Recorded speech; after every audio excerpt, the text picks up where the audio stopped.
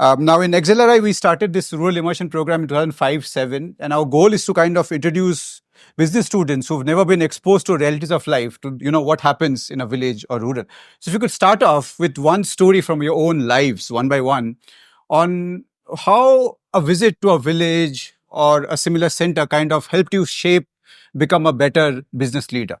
Could start off. You can take some time to think and short stories, experiences.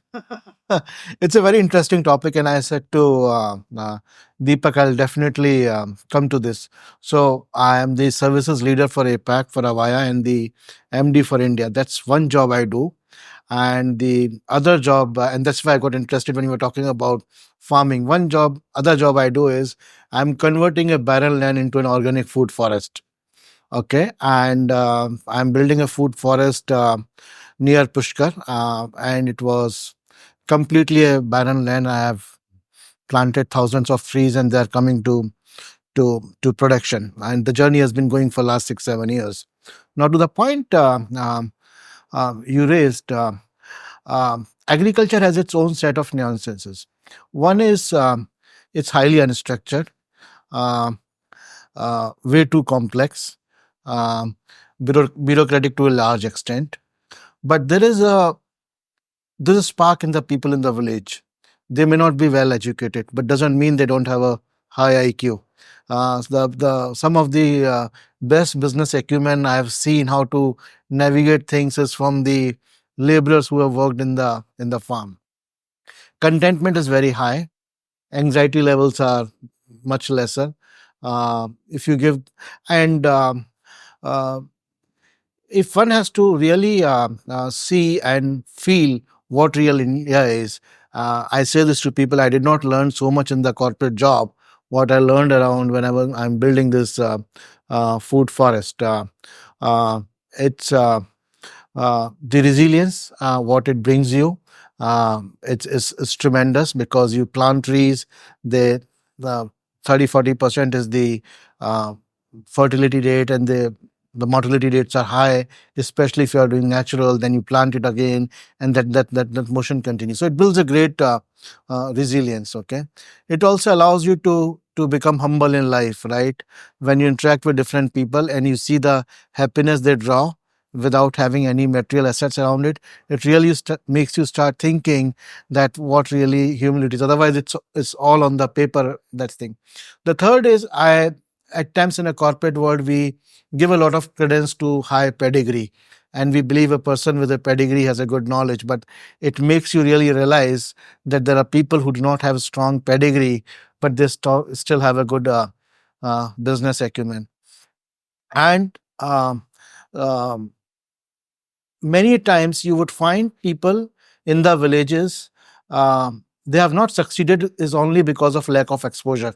It's not that they don't have resilience, they don't have energy, they don't want to do something in life. It's they don't have that degree of exposure. I can keep going on, but I think these are the few things I learned through the journey. It is 6 years I am in this journey, so it's my entire weekends and morning and evening goes into it. The farm is coming close to production. My invitation to all of you, everybody, if anybody wants to see a barren land converting into a food forest, you are more than welcome any point in time. Start with, by being a mining engineer, I started my career from the farthest corner of the country, and in the God's forsaken place, the iron ore mines or the dolomite mines or the chromite mines located far off places in the places like Jharkhand, closer to Jamshedpur, and or in Keonjhar district, or in my view is these places are underdeveloped, and the people are quite simple. They keep life simple, but they also try to resolve their day-to-day problems in a much faster manner and without making a fuss. They survive. They have a much more resilience power. They withstand the hostilities, the turbulence of life in a much better manner. And, they are not complicated people. They always get satisfied when you give them something, just give them a good road. They would be very happy. Just establish a good school. They would be very happy. So, the people in the rural segments, now the technology has changed. People have started having kind of very high astronomical ambitions, and because everybody is exposed to the internet, and they are seeing all of the videos that gets circulated or whatever.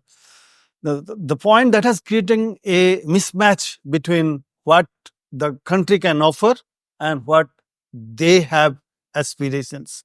Now, if we want to have a holistic kind of growth of the country, we need to understand how we can find a solutions to bring them inclusivity with through innovations. And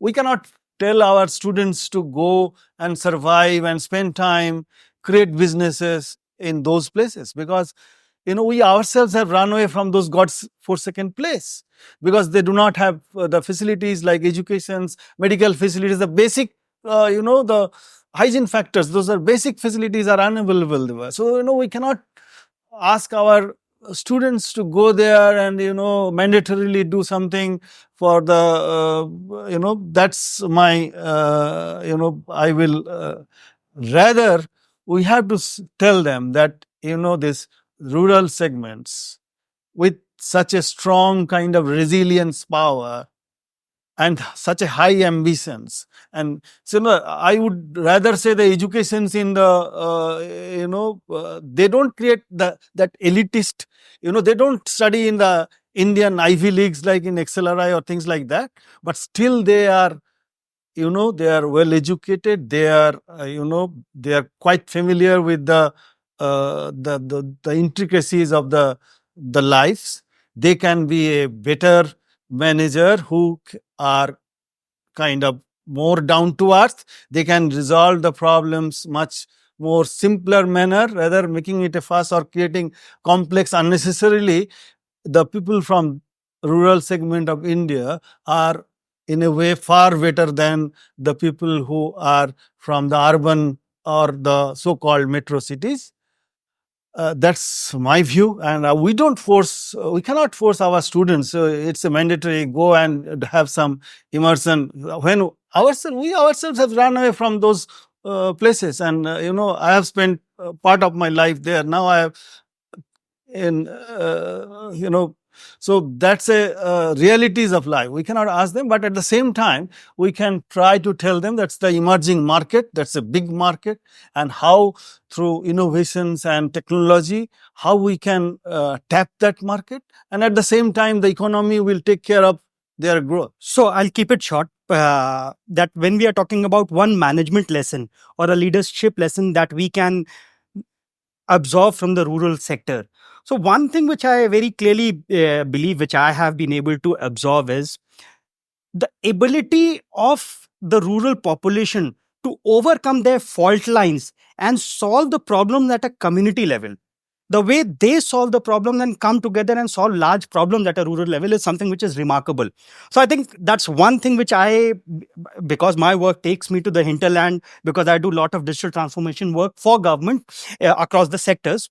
So that's where I think this is one quality which students or leaders, anyone can learn from rural India, of how and what ways they can overcome their biases, overcome of their own fault lines, and work together for a larger cause. So that's one. And as far as why rural immersion becomes very important in today's context, if you look at the overall urbanization, the rapid urbanization that is happening in India, and if we go with a conservative rate of 2.9% annual urbanization, we add one Canada every year to our urban setup. And where does this population come from? This population comes from villages. This comes from rural, and they add to the urban economy. Now, this becomes a good segment for any industry. And for the industry to be ready to cater to them, it is important that people immerse themselves into that rural setup, understand their aspirations, because we are looking at the per capita contribution moving from 500 USD annual to somewhere around 2,400. That's the urban and rural divide that we have in India. So people moving from 500 to 2,500 is something which typically comes to the economy. So how and what ways we can remain contextual to that set of population is something why I feel rural immersion is something which is important. So I had the good fortune, I would say, of growing up in small towns, dad being a part of the civil services, multiple schools, and then every company I work for has some infrastructure, either sales units or factories in places which wouldn't appear on a Google map in general is what I'm saying. So it's always been something I've been a part of. In fact, my first professional stint in 95 when I passed out was in Marico, and they had I'm being a HR professional, everybody had to go and do a initial stint in sales to understand where revenue got generated from. So I was sent, those days it was Bihar, which is now Jharkhand, South Bihar. And in places I had never heard the names of, the Daltonganj, Mayurbhanj, etc. The ASM greeted me and said, "Hey, listen, I was waiting for a flunk. So welcome." So I said, "What next?" He said, "Here's a list of villages. You need to go and appoint distributors." So I said, "I don't even know what distribution is." He said, "Here's a checklist. If any person, ticks 5 or 7 of them, just go ahead and appoint." So I said, "You've not been there?" He said, "No, they're dangerous places. They're dacoits, they're this and that." So I was waiting for a flunk. So that's how my professional career started. And it's a reality check in many senses. We grew up in some kind of semi-urbanized environment. But when you go and see the starkness of remote, then something hits you. Many things we take in life for granted. I used to sleep on a temple platform. Let's not even talk about the toilets or lack of it. Drive through, didn't know what's around the next corner, etc. But it was an amazing learning experience. And I agree with what everybody on my left said. But to add to that, my key takeaways are, they do have a lot to offer, but I believe people must experience it even today. It's not a new concept of rural immersion. I mean, in Japan, it's been many years back to the fields because you take a sabbatical and want to get back in touch with reality. But the simplicity, I mean, they know how to uncomplicate. And we, in urban situations, know how to complicate everything. Fortunately, I mean, no disrespect meant to the work you do. Digital touch has been far less in the urban segment, rural segment. So they talk to each other as people verbally, okay, not through SMSs sitting next to each other. And the bonhomie, the simplicity, the ability to influence them positively is something which is remarkable.